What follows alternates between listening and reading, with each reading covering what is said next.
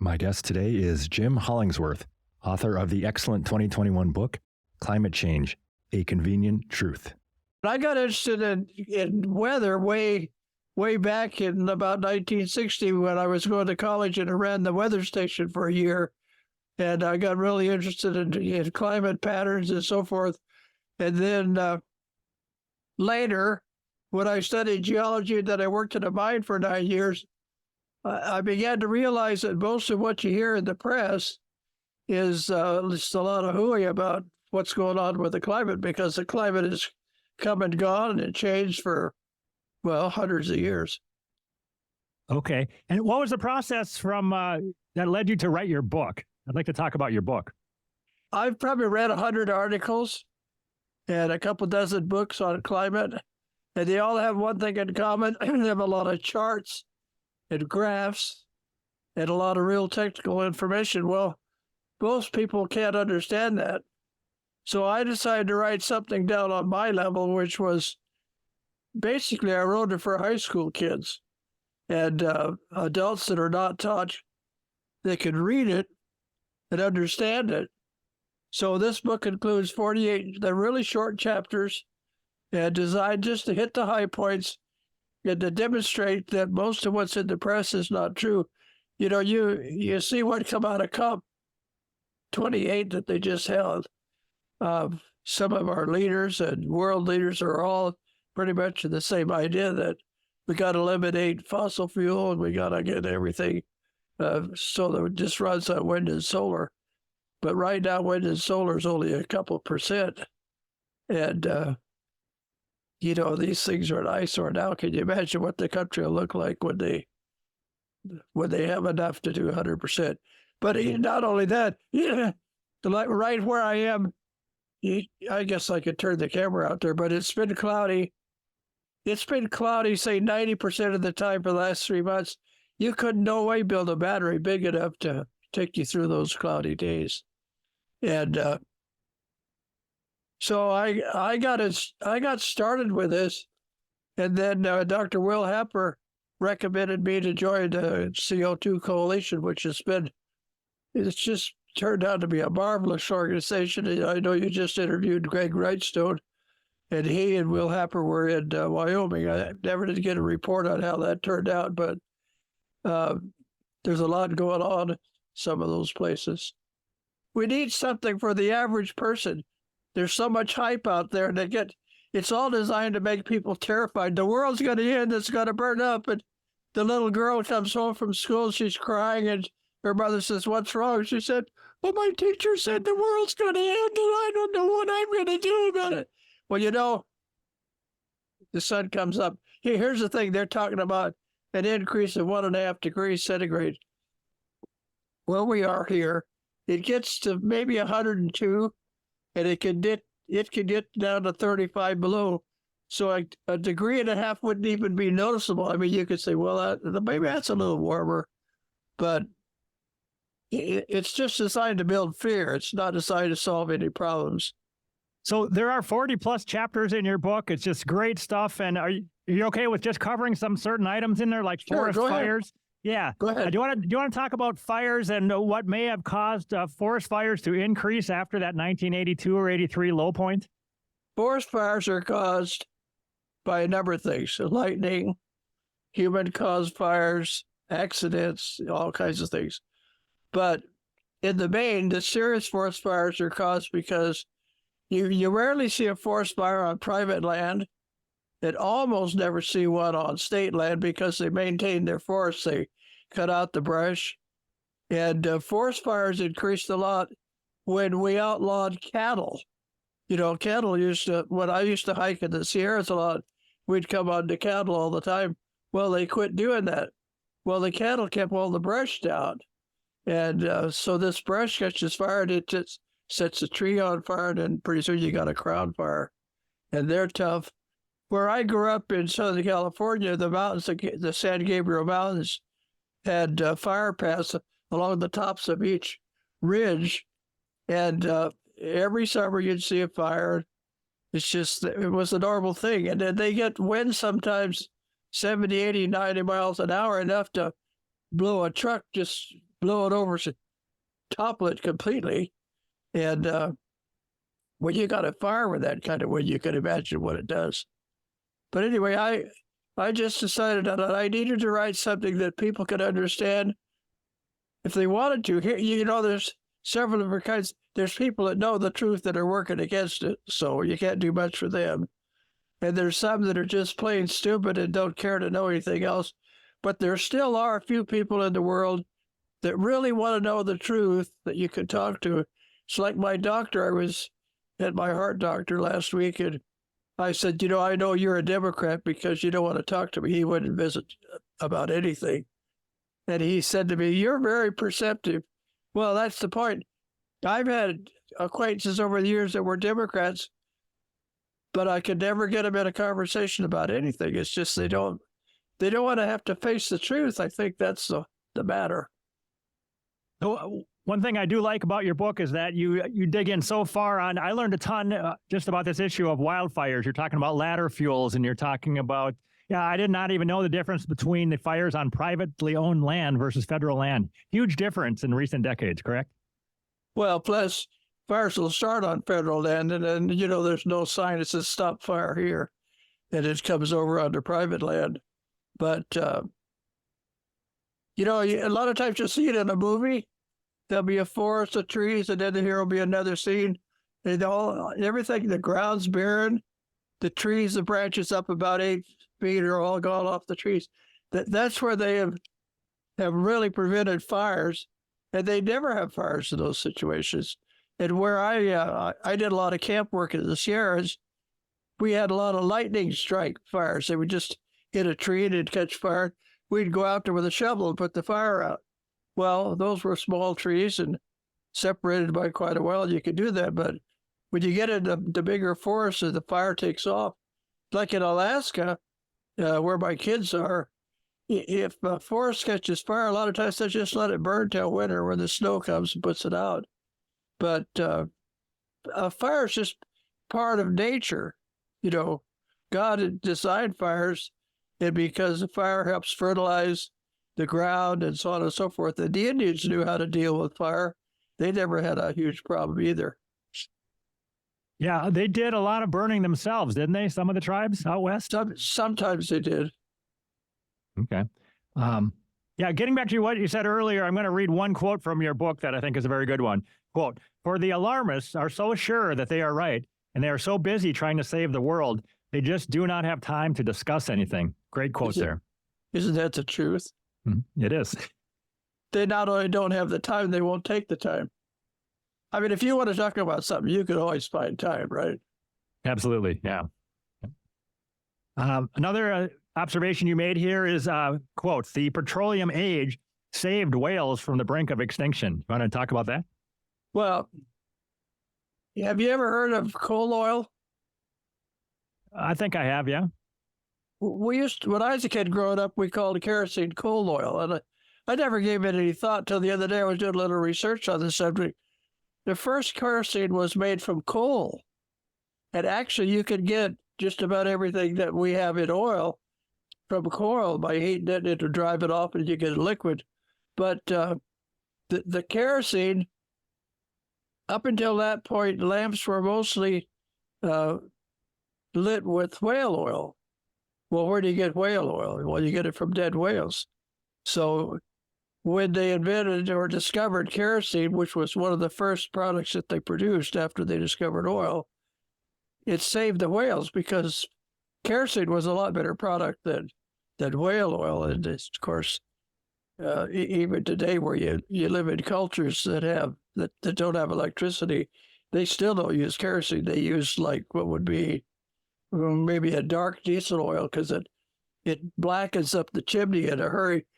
There was, where we were in Mexico, there was an Israeli-built aircraft that came in and landed, and for some reason he couldn't get stopped, and the pilot turned the plane into a ditch and broke off the front landing gear. Well, here's this plane with damaged, and it's full of fuel, so they took off all the fuel because they thought they had some bad fuels where the plane had trouble, and they gave it to the natives. And they were pretty excited about it because it was far better than the lamp oil they were using. But of course, it took 6 months to repair the plane. They had a contingent of soldiers that slept under the plane. But anyway, kerosene really was a savior. And then was years later, even the guy Diesel that had invented the diesel engines that were, well, you see what's going on today, but he eventually died and he found his body floating in the ocean. It's kind of an interesting story of Rudolph Diesel.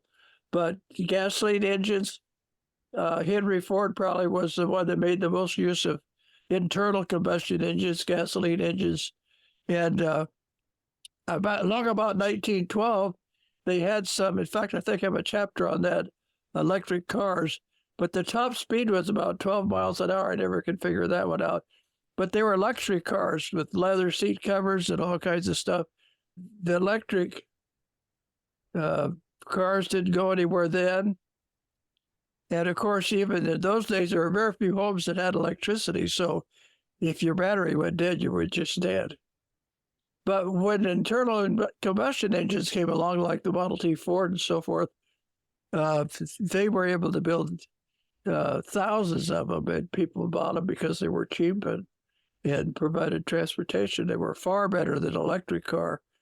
I mean, today, look at the electric cars today. They're not very practical. Number one, they're very expensive. Not everybody's going to own one. Number two, when they get to the point where an ordinary car would be a resale, I mean, you could get a second-hand car. By that time, the batteries are worn out, and replacing a battery is just about half the cost of the vehicle. So usually when the battery wears out, the car just thrown away.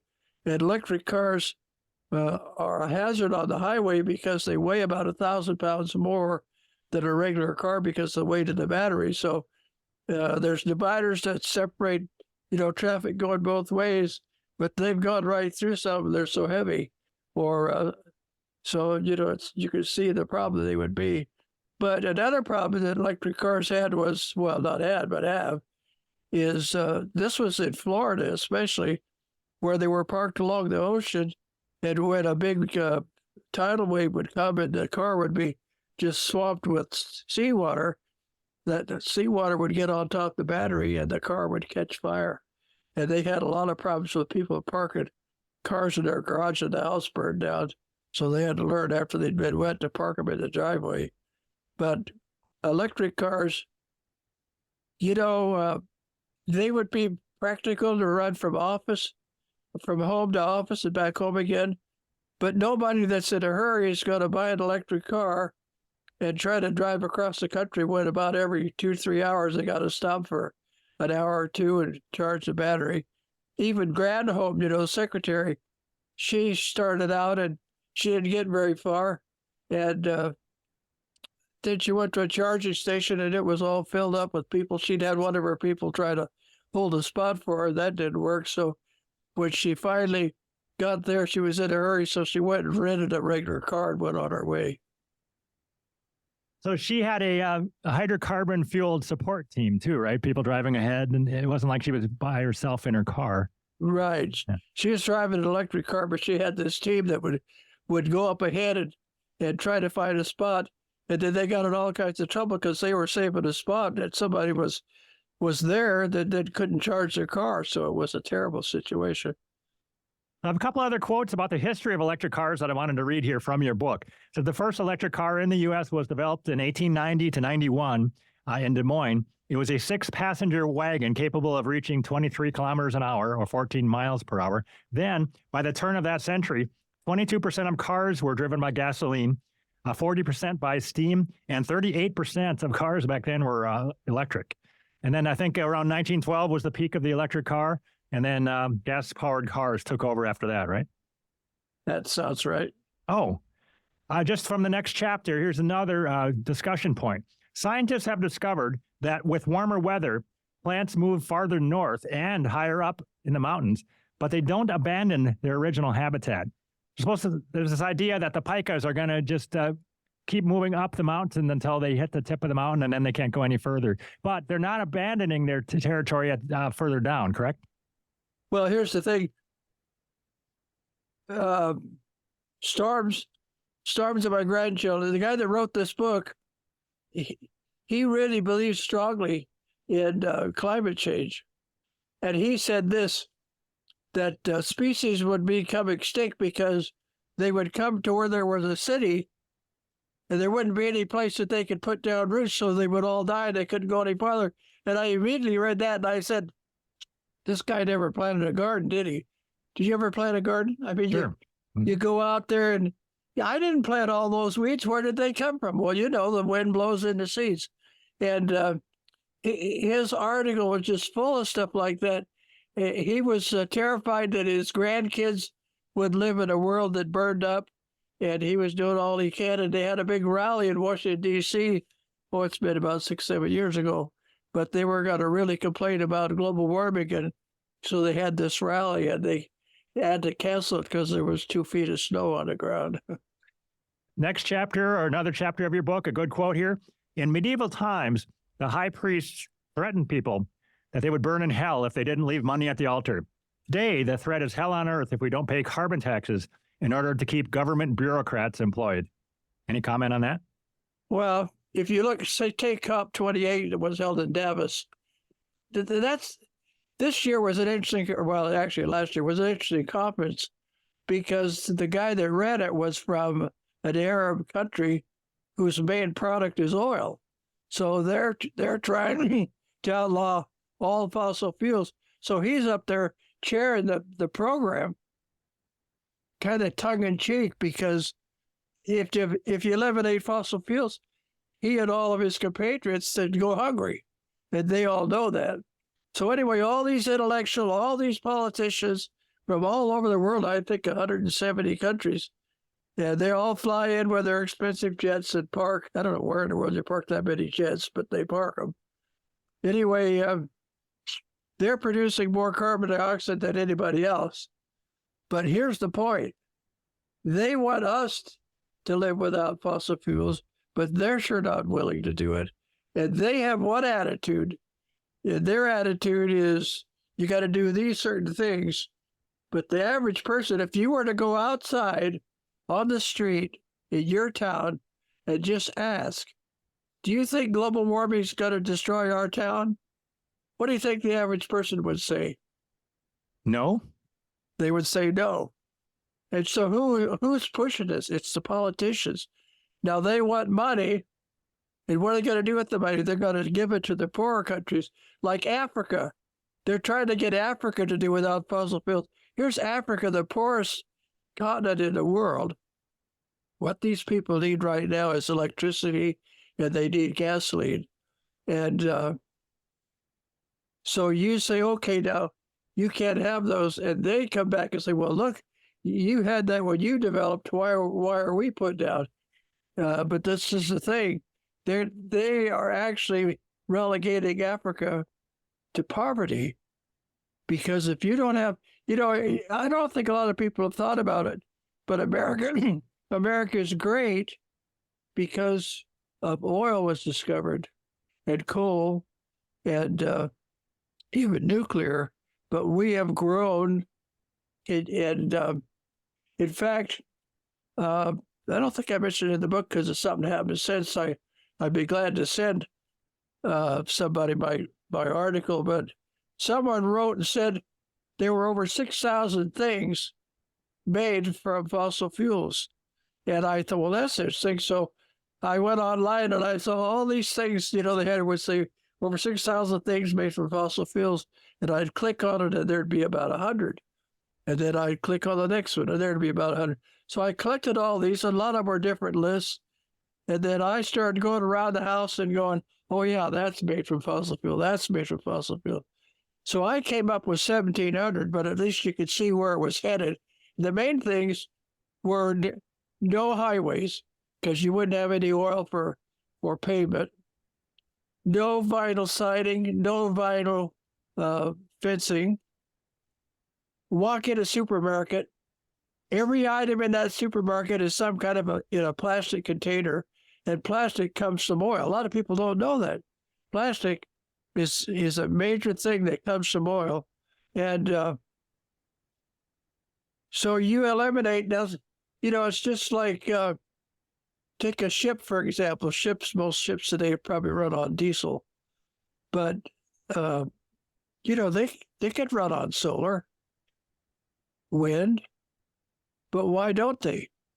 It's because sail ships were very slow, and when they invented motors for them, the sails very rarely got used, and that's the thing. If no one's come up with a means of using solar for aircraft, they've designed some aircraft that run on solar, but then, they can only carry like 100 pounds. Yeah, I think I've seen elsewhere that for a battery to contain as much energy as the average fuel load of a jetliner, that battery would have to weigh over 3 million pounds. Then the plane could, of course, never take off. Well, you see stories about cities with a battery backup, for their electricity. Well, even a huge battery will only provide electricity for a couple hours. And like I just said, here in Idaho, we've had 3 months practically total. In fact, from my perspective, and I don't have any statistics to back it up, but this is just how I feel about it, that solar panels probably make very little sense north of the 45th parallel, because the light comes in at such an angle you don't get. Well, then, north of 45th parallel, we have a lot of snow. What does snow do to a solar panel? Yeah, it covers it. Here in Minnesota, I see solar farms or facilities just covered with snow, and nobody's cleaning it off. They're just waiting for spring, I think. So if you don't go out and shovel it off, you might get maybe 1% through the snow, which I don't know. I don't have any statistics for that. But the obvious thing is solar panels make no sense for Canada and Alaska and northern, the northern states. But they'll continue to push them because there's the big deal. And in fact, even here in Idaho, I was talking to the representative for our local utility, and he said we had to do something. And I said, why in the world is that? He said, well, it's because we also sell electricity in Washington, and Washington State is now requiring this to be done. So, some of these states like California and Washington and Oregon have just really jumped on the bandwagon. And they're going to be living in cold, dark houses if they get their way, because that's the way it'll go. I'm looking it up here, but somewhere in your book, you talk about some town, maybe in Texas, that grandly said they were going to run on wind and solar power, but they never thought about what they're going to do if the wind's not blowing and the sun's not shining. You remember that one? Well, not only that, but that's about 2 years ago. So this story that you're talking about is earlier than that.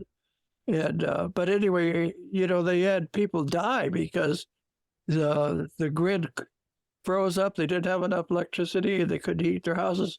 Today they're talking about eliminating gas stoves and gas furnaces, but if you try to heat with electricity, the grid out there, the electrical grid that provides all our electricity, wouldn't be able to provide enough to meet all of our need. I mean, in Texas, what they did was they had, Al Gore was really excited about the project because they were going to go 100%, and they got their electricity from solar panels some miles away and so forth. But the problem still was that they didn't know, they never answered the question of what they would do when the sun wasn't shining and the wind doesn't blow. And I don't know if where you grew up, if you've noticed it, but when it gets down close to zero, the wind rarely blows. It's really quiet. And right here in Idaho, now it's 24 today, the wind's blowing a little. But when it gets down around 10 or so degrees, the wind doesn't blow. Well, that's when you need the wind the most. I mean, you need electricity. And wind turbines, you see pictures of them all the time with the blades broken. These are mammoth things. They're a couple 100 feet tall, and it costs thousands of dollars to build one. They got to pour huge things of concrete for a base to hold them, otherwise they just blow over. And they break. Sometimes they catch on fire. In fact, men have been up there on top working on them, trying to solve a problem, and things happen and they just die up there. And they're very hard on, I'm not quite sure why this is, But raptors, like hawks and eagles, do not see a turning blade for some reason, or are killed. Bats also are killed in large numbers. And then there was low frequency sound. Some people are really susceptible to it, and they don't want, not in my backyard. You've heard that story. But anyway, they found that they were affecting the whales. So there was a project that was supposed to start in this time frame, and they canceled it because they finally decided they were not going to be good for the whales. But wind out in the ocean, you'd get more wind out there. But especially, oceans that are close to land, you get what's called daily changes in direction. So in the daytime, the land warms up warmer than the ocean, so the air rises where the land is. The wind then comes in from the ocean to the land and rises up. Then as it cools off, the land gets cold and the ocean's warmer than the land. So the ocean, the air rises over the ocean and the wind goes the other way. So you get this wind going back and forth. And theoretically, at least, that's a good thing. But still, nothing beats fossil fuel. No matter what you do in natural gas, we've got so much natural gas, they flare it. That's a term meaning that they just burn it off. And even here where we live, we have a spot it's about 5 miles from where we live. But used to be a county dump there, and they filled it up, and they covered it over with plastic and dirt, and now there's a park there. But they have pipes that run over to where we recycle our stuff, and there's methane, natural gas, that comes from that dump all the time, just keeps producing methane. Because, you take a log, a tree, okay, if that tree burns in the forest, it gives off carbon dioxide. But if that tree stays there, it stays there and stays there, and then it falls over and it totally rots away, it gives off the same amount of carbon dioxide. So carbon dioxide is a very normal thing. And a lot of people don't think about this, but carbon dioxide comes in for a lot of criticism. But, we wouldn't even be here if it wasn't for carbon dioxide, because every plant you see, those that are in your picture, but every plant you see requires carbon dioxide. Now, right now, there's 420, actually, parts per million carbon dioxide. That's just a trace. Can you imagine that from that trace, every plant, every bush, every tree, all the vegetables we eat, all come from that little bit? And one thing they've noticed, NASA has noticed, because NASA takes pictures all the time, but they've noticed that the Sahara there's places where the green is moving in on the desert because there's more carbon dioxide. And carbon dioxide, we should be going, "Ray, more carbon dioxide," because gardens do better. And right here in Idaho this year, it's been an open winter. We haven't had more than 6 inches of snow on the ground at one time. Now I'm thinking, maybe I should plant my garden in May. Usually nothing does well here until about the 1st of July. You can plant corn in the ground, the seeds will just rot. You can sprout them, and it'll come up and get about that high, and it won't do much until about, the middle of June anyway. But weather's important. So I do have a few wind turbine related facts and figures here to catch up with. That town we were talking about is Georgetown, Texas. That was going to go all renewable. I don't know. I haven't heard any updates from there, but I bet they didn't do it. There's that. And then the end of the wind turbine blade, the Google says that can be going 175 miles an hour. So maybe that's why it's hard for a Raptor to get out of the way if it's coming at them 175 miles an hour. I don't think they see it. I think that's the problem. Okay. And then another thing is that the base of some of these big facilities can go 50 feet down. I don't know, maybe even more. But you said the length of some of the blades in your book is 600 feet, 2 football fields. That's how long the blade is? Well, have you ever seen a picture of a truck hauling one of those? I have, I guess. I haven't looked close enough. 600 feet. Yeah. So you see the truck, and then here's like a little dolly, the other end of the blades it's on. And he, just to get around a corner, and you can imagine the problem, that dolly has got to go this way and then turn and come. Otherwise, they can't get around a corner. There's a picture. It's been about a year since I saw it. Was some guy was crossing a railroad. It was one of those situations where there was a highway and then there was a railroad. So you crossed the railroad and then there's the stop sign at the highway. So he crossed the railroad, stopped at the stop sign, but there was too much traffic. He couldn't go, and a train came and hit that thing and just plastered it. But the biggest problem with those blades is they're not recyclable. There's nothing about them that can be reused. So they cut them up into pieces that are 8 or 10 feet long and bury them in the ground.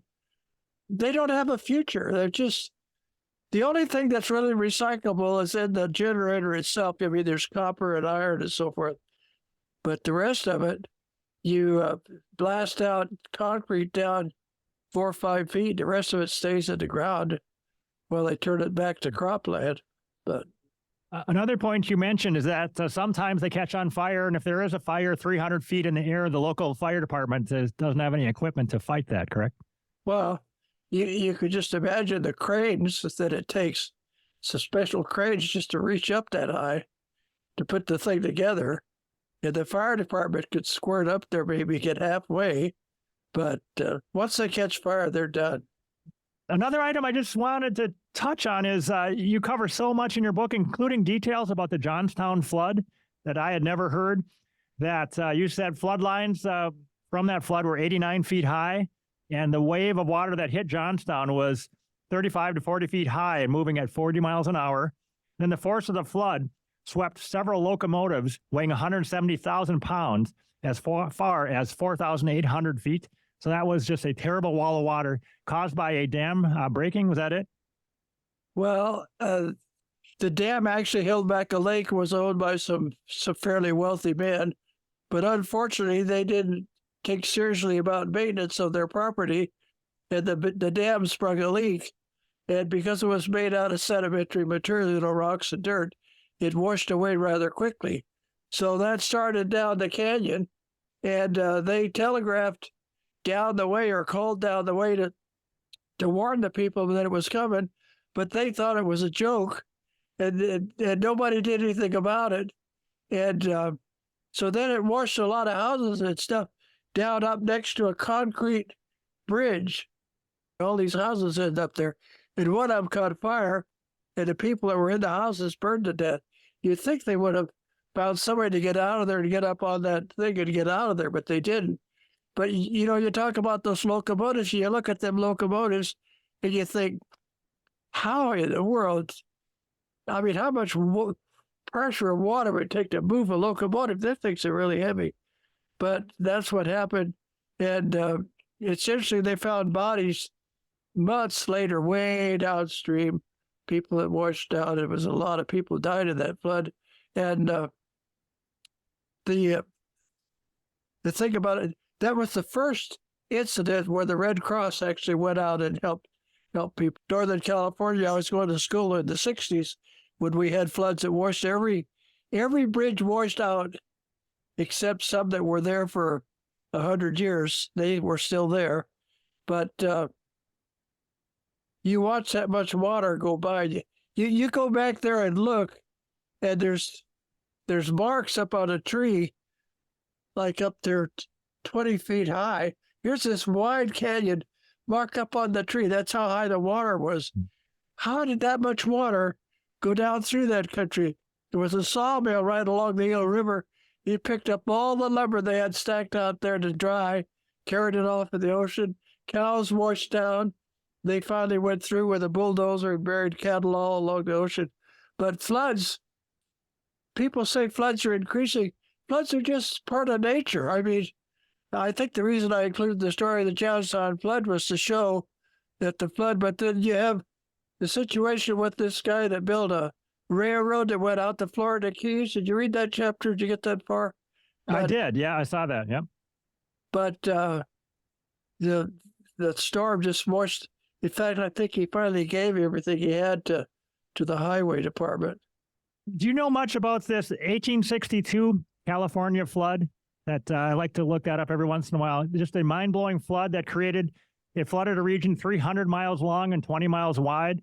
1/4 of the state's 800,000 cattle drowned in the flood. It was just a mind-blowing flood. It rained for 43 straight days. So where was it? This was in California, started in December 1861. 66 inches of rain fell in Los Angeles that year. Large brown lakes formed on the normally dry plains between LA and the Pacific Ocean, even covering vast areas of the Mojave Desert. In and around Anaheim, flooding of the Santa Ana River created an inland sea 4 feet deep, stretching up to 4 miles from the river and lasting for 4 weeks. Amazing. In December, the Sierra Nevada experienced a series of cold Arctic storms that dumped 10 to 15 feet of snow. Anyway, it goes on and on. It lasted a long time. And of course, if that happened today, they would 100% blame carbon dioxide for it, right? If that same thing happens. Well, it's a fairly common problem. I remember it's been, well, we were living in Reno, Nevada at the time, but it said, skiers be careful when you ski, that you don't run into a power line because the snow up on the Sierra was like 20 feet, 30 feet deep. And that's a lot of snow. But everybody thinks that whatever weather happened just now must be the worst ever. But if you learn more about the history, it's probably not, huh? Well, you read in the paper, last year was the hottest year ever. Well, you get into the details, it was the hottest by maybe 1/10 of a degree. You know, we don't have enough weather stations around the world to prove anything. And not only that, if you look at history of temperatures, all right, it's up and down, one hot year, one cold year. Okay, now, if you start your graph over here at the bottom of this, and then you end it at the top of this one over here, what's happening to the temperature? Right, you can pick a warm. Yeah, you can It's pick warm. going up. Yep. Mm-hmm. But if you start your graph at this peak over here, and you end it over here at this valley, what's happening to the temperature? Yeah, it's cooling. Getting colder. So, you know, if I could control the data that's plotted, I could control the narrative, and that's what we're faced with. It's designed to build fear. It's not designed to solve any problems. If they really want to solve problems, you know, why does the last president, Obama, buy a house that's almost on the seashore if he thinks the sea's going to rise? Now, is the sea rising? Yes. How much is it rising? Not much. Less than a foot a century, do you think? It's about 7 inches a century. It amounts to just a couple of millimeters. And beyond me, I have no idea to know how exactly they can measure that much. Because, you know, the sea, you go out to the pier and watch the seas rise and grow. They must have some way to get at the average. Yeah, not only is the sea going up and down, but the land is also going up and down, right, in various places. Well, see, that's another problem. There was, I think it's Boston, because they pumped so much water out of the ground that the land was settling. So that made it look like the sea was rising. And so they blamed it all on climate change. If you start with the basis that man is the cause of all climate change, then you can prove anything. You spend your time looking up all the ways that you can stop man from causing more climate change. So you outlaw all these different things. But how often have you seen an article that goes into the science of what? You know, Al Gore, in his book, An Inconvenient Truth, and the movie by the same name, because temperature and carbon dioxide were going up at the same time, he assumed that carbon dioxide was causing the temperature to rise. And when you go back and look at the ice cores they drilled in Antarctica, that was the conclusion they drew. Well, then men that had a little more time, you see, Antarctica is a desert. So it might only snow a half an inch a year there. And then when it's pressed down, you can see, so to judge from one year to the next, they didn't get those tiny bubbles of gas that are left and evaluate how much. So it's a pretty precise science. But they went back and studied it further, and they realized that the temperature rose first, then the carbon dioxide. So here's my theory, and it's not just a theory, but all of our energy is controlled by the sun. So you look at, there's the sun, and the energy is coming onto the earth. What happens to that energy? Well, so much reflected back. And if it's snow on the ground, a lot more of it's reflected back, so it keeps it colder. But the oceans, because the sunshine on the ocean, they start to warm up. Well, our oceans, some of them are quite deep, a couple of miles, more than that, deep. And water is not a very good transfer of heat. So at the bottom of the ocean are what's called clathrate deposit, clathrates. And a clathrate is natural gas and water that's been frozen. So it's that the gas is actually part of the ice cube itself.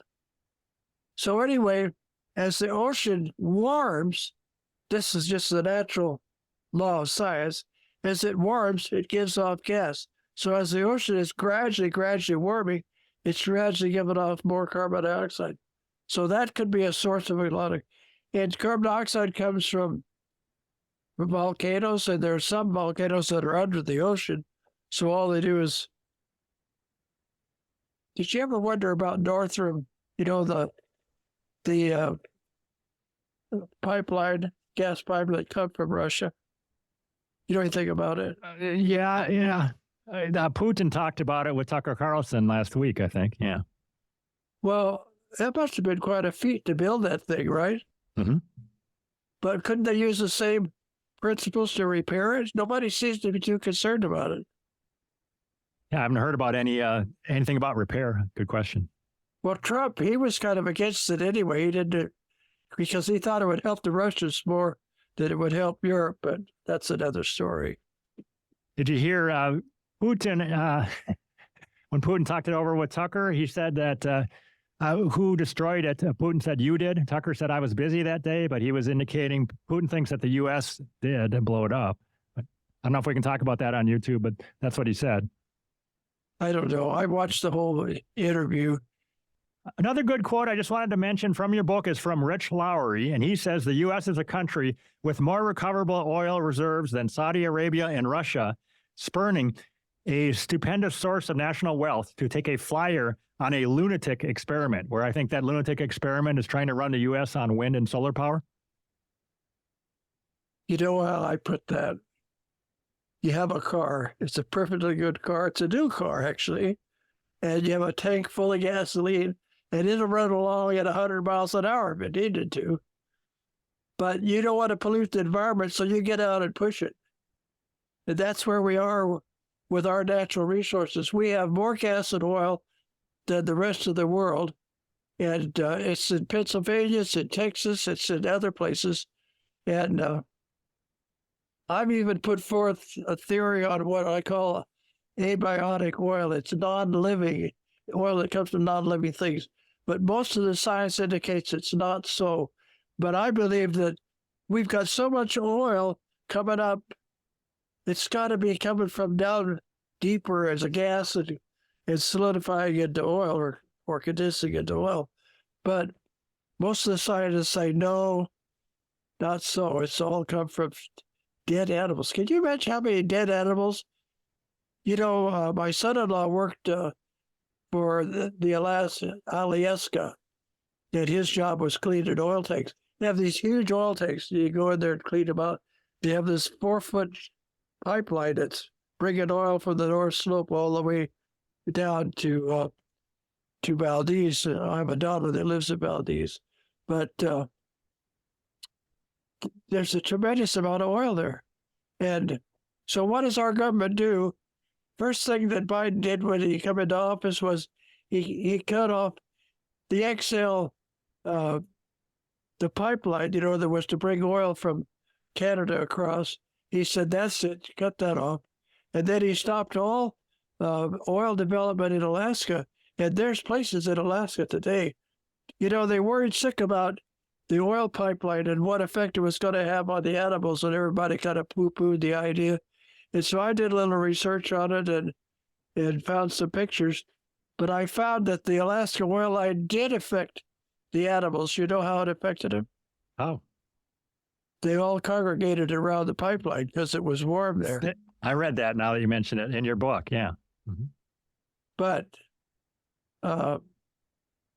you know, we just don't take advantage. We're the wealthiest country in the world, and we're about to lose it because we have leaders that are trying to give it away. We're letting in millions of people from countries we have no control over, and they think it's a secure border, and that's another topic.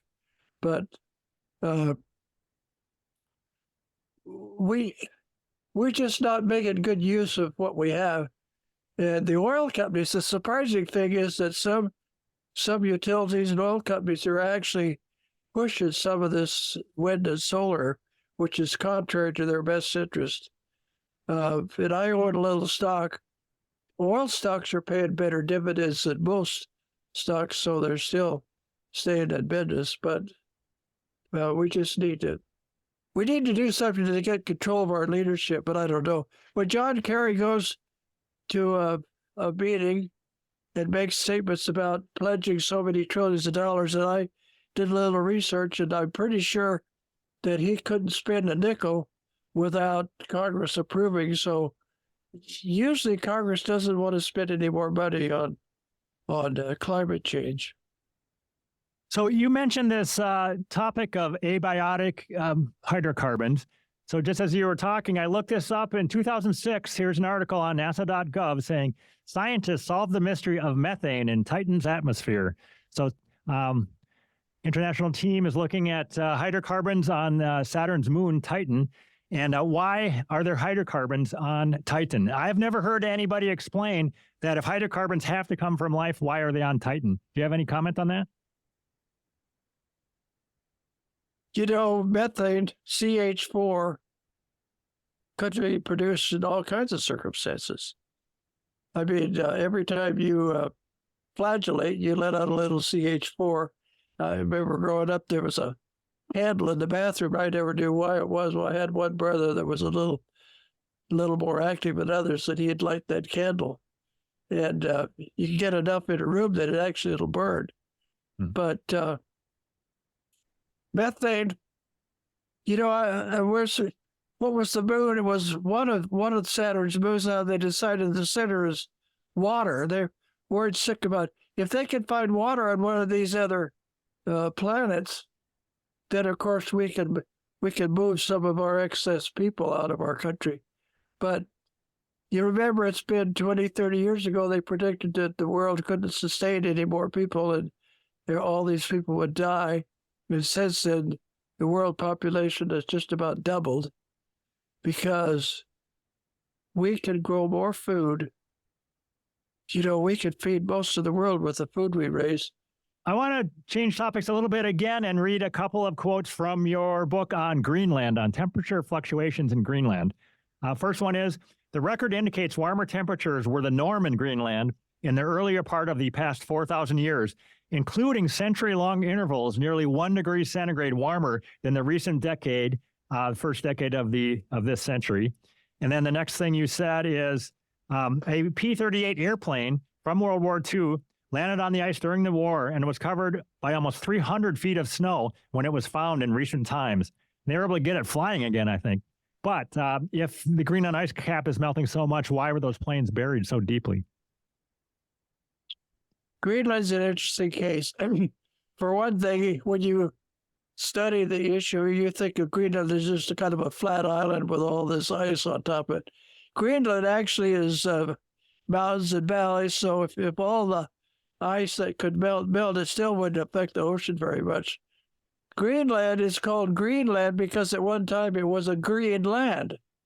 It's not a green land today, but they raised, you find old stone churches and so forth where people live. But right now, Greenland is fairly cold. And this airplane, what happened was their navigator got mixed up. Instead of going one direction, they came the other, and they ended up over the top of Greenland. There was that P-38 and a cargo plane. They landed. Some guys with a dog train come and rescued them. So this plane sat there, and they knew where it was. They knew exactly where it was. And they went out there once looking for it, didn't find it. But then they got I think it's called a ground penetrating radar. It's something, and they just kept working until they found it. It had moved down slope about a mile. So then they bored a hole about 4 foot in diameter, and they had a barrel. They kept heating this water to melt the snow, and they kept bailing it out till they got down there, and they took that plane apart. Don't ask me how, but they took it apart, and they brought it up out of there in pieces, and they put it back together and flew it. It's quite an interesting story. I think I covered that in my book. But Antarctica, which we think about, Antarctica's going to melt and the world's going to be flooded and the sea's going to rise and all these coastal towns will be drowned. That's just a lot of hooey, because Antarctica is a desert, and outside of one peninsula that runs up toward Argentina, where the snow does melt once in a while, but there's all these little birds that live there, and they hop around and they get in the ocean and they eat fish and so forth. And did you ever wonder why there aren't any polar bears on the South Pole? Too cold for them, right? They can't live there. It's too cold. Polar bears, by the way, are well, you can see the polar bear on my cover. And there's another outfit that wanted to republish my book, so they come up with a new cover. And their book is $2 more than this one, so I don't know if they're selling it here or not. I thought they were a fraud, because they said that if I'd work with them, they'd give me $70,000 royalty and 5 copies of the book. And this went on for week after week, and I said, I'm not going to talk to you anymore until you either get me the $70,000 or the books. So they finally, they sent me a copy of the book. And but the 70,000 never turned up. There's so many frauds out there today. And I get a call probably once a week. They're having a book fair and they want to show my book. And they're doing me a favor, by showing my book. And I'm usually fairly busy, so I'll stop them. I'll say, what's this going to cost? Usually I have to ask them about 3 times. Finally, they'll say, well, it's only going to be $5,000. And I'll say, do you know how many copies of my book you'd have to sell to make $5,000? Interesting. But actually, I have another thing from your book about the Greenland ice cap. It says the Greenland ice cap was about the same size as today during the 2.5 degrees centigrade warmer Holocene climate optimum. And that I did not know. So it was way warmer, but yet the ice cap was the same size about? Well, let's face it. How much? Let's say ice melts at 32, okay? Will it melt at 33? Yeah. Mm-hmm. Will it melt at 31? Nope. Will it melt at 30? Nope. Will it melt at 10? Nope. So if the temperature warms from 10 degrees to 11, is it going to melt a lot more ice? No. No. See, that's the point. Greenland may be warming, but it's not warming past the freeze point, except, there are some villages around the coast of Greenland where people live. We had a friend that lived there for a couple of years. I don't know what their industry is, probably fish. I don't know what else they could do for a living, because it's too cold to grow any kind of crops. But there was a time when they did. There was about 1,000 years when Greenland was an effective source of food. So I'm trying to understand this. Do you think 2.5 C warming starting at the depth of the last ice age, did that cause way more sea level rise than that same 2.5 C of warming from here? Because there was so much ice that was way down into the U.S., et cetera. And when that melted, that eventually caused the 400 feet of sea level rise?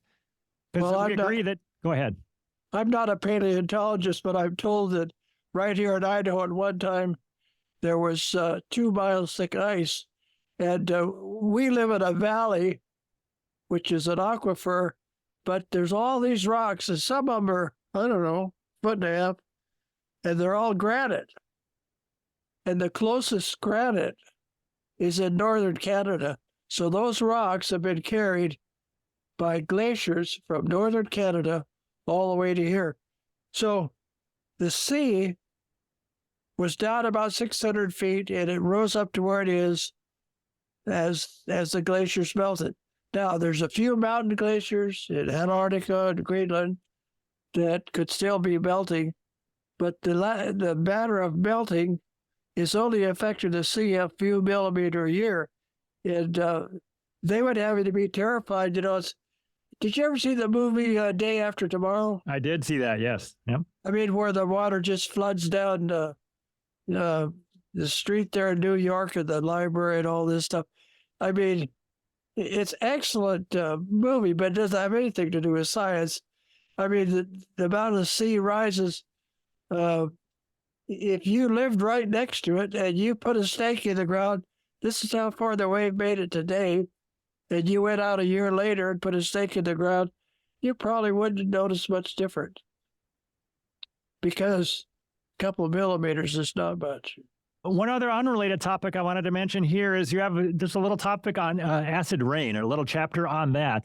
And you tell us that pure water has a pH of 7. I did not know this, though. Natural unpolluted rainwater actually has a pH of about 5.6, acidic. And the oceans are more like 8.1 or 8.2, so they are alkaline. And they're not acidic in any way. And this whole idea of shells being dissolved, mollusks are losing their shells because of acid, the acidity of the ocean. That's just not true, is it? You could take a mollusk out of the ocean and put it in a fish tank, like a goldfish tank, and pour in a certain amount of acid. You could make its shell melt. But remember, look at the Rockies. Almost all those mountains are limestone. Where did the limestone come from?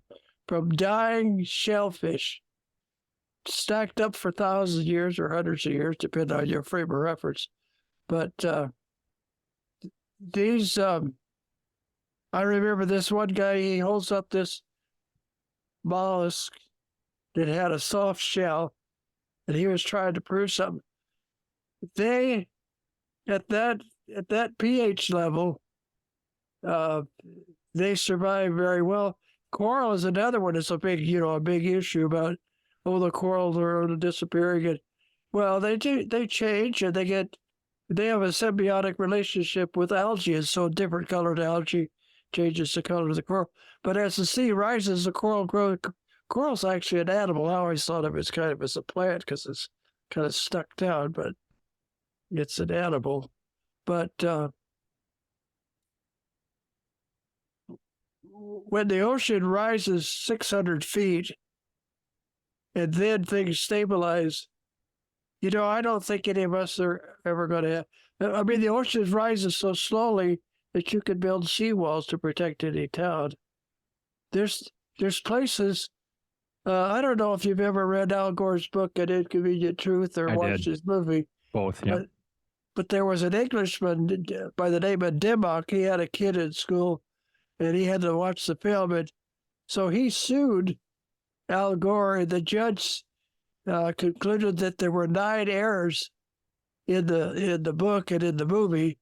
And actually, there were like 23, but he only dealt with 9 of them. But he said, in regards to this island out there at Tuvalu, that's, the whole island's like only 3 feet above sea level. And he said, Al Gore said they were all endangered and they were fleeing the sea and so forth. And he said, the judge said, there's no evidence that anybody has left this island for anywhere else. I mean, that's just it's designed to build fear. It's not designed to solve a problem, because there is no problem. If you don't have a problem, how do you just solve a problem that's not a problem? So thanks for bringing this up, because your chapter 4 is about Al Gore, and it's actually 35 errors there. And you detail all 35 errors that were in Al Gore's film. And you mentioned Stuart Dimmock, and you mentioned the judge name was Michael Burton, who ruled on the film that they could show it in schools, but they had to tell the kids about 9 of the errors, I believe. And another thing you wrote that I really liked is that if they show that film in schools, they should show the Great Global Warming Swindle along with it. I would love it if they would show both of those films. Have you seen the movie? Have you seen it? I have seen it. I've seen it multiple times. And actually, I'm working with Martin Durkin right now to do the sequel to it, and the sequel's coming out next month. Boy, I'd love to see that. You know, Yeah. one of the guys that said that was Tim Ball. You know anything about Tim Ball? I do, yeah. He sadly passed away recently, didn't he, in the last year or so? Right. But Michael Mann, he drove him to his grave. He sued him, and Michael Mann just won $1 million. I hope Mark Stein, right? Mark Stein, yes. Mhm. I hope he appeals this. This is crazy. That man should never have any audience. Michael Mann is. Well, I got this thing hanging on my wall. I got it at a climate conference. It's just a hockey stick, but it deals with. He posited that the climate is just going to rise just till it burns us up. Well, you know, the temperature goes up, it comes down. It's it's too bad, because the American people deserve something better. I think Mark Stein has already written that an appeal is coming. It's not over yet. Washington, D.C. is 95% Democrat. Nobody can get a fair trial in Washington, D.C. Do you have other stuff you'd like to bring up, or should we go ahead and wrap up here? No, I think you're doing great. I'd be glad to be on the program again sometime if you're still alive. I hope I am. I'll let you know. So thank you very much, Jim Hollingsworth, and everybody should read your book. I'll put a link to it, the Amazon link. It's a book anybody can understand. We'll talk to you later. Thank you. Thank Goodbye. you.